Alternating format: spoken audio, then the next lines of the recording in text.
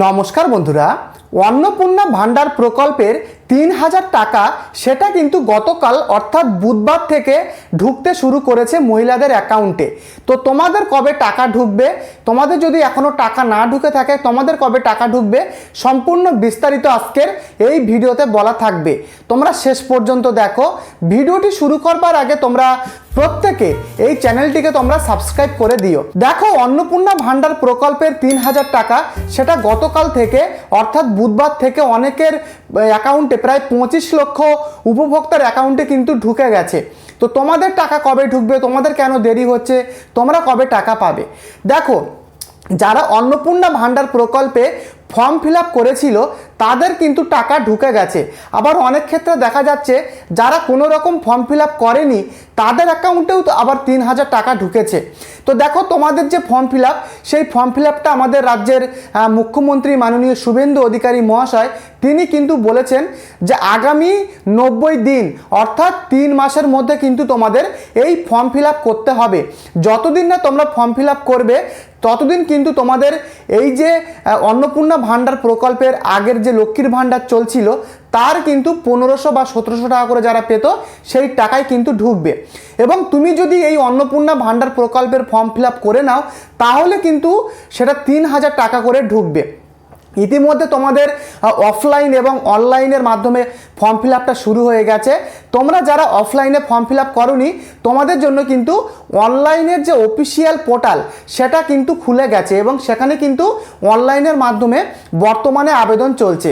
যদি তোমরা এখনও আবেদন না করে থাকো ইতিমধ্যে এক্ষুনি তোমরা আবেদনটা করে নাও, অনলাইনেও কিন্তু আবেদন করা যাচ্ছে। দেখো, তোমরা যদি অনলাইনের মাধ্যমে ফর্মটা ফিল আপ করে নাও তাহলে কিন্তু এই জুন মাসের মধ্যেই তোমরা কিন্তু লক্ষ্মীর ভান্ডারের যে অন্নপূর্ণা ভান্ডারের ৩,০০০ টাকা সেটা কিন্তু তোমার ব্যাংক অ্যাকাউন্টে ঢুকবে। দেখো, অনেকের কিন্তু টাকা ঢোকেনি, তার পেছনে বিভিন্ন কারণ রয়েছে।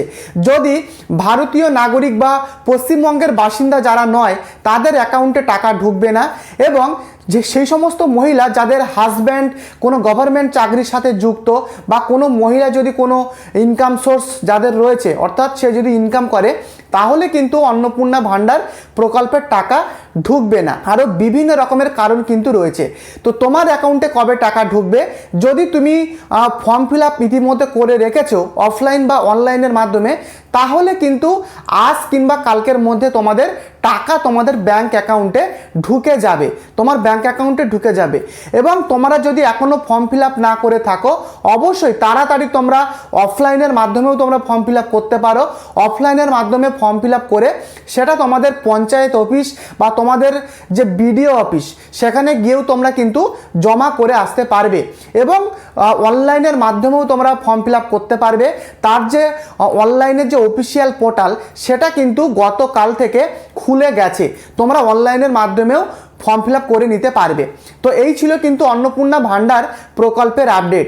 তো আমি এই বিষয়ে অন্নপূর্ণা ভান্ডার প্রকল্পের অনলাইন ফর্ম ফিল আপ কীভাবে করবে A to Z প্রসেস কিন্তু আমি এই চ্যানেলে নিয়ে আসবো। তাই প্রত্যেকে এই চ্যানেলটিকে অবশ্যই একটি সাবস্ক্রাইব করে ভিডিওটিকে লাইক করে দিও। পরবর্তী ভিডিওতে দেখা হচ্ছে। ধন্যবাদ।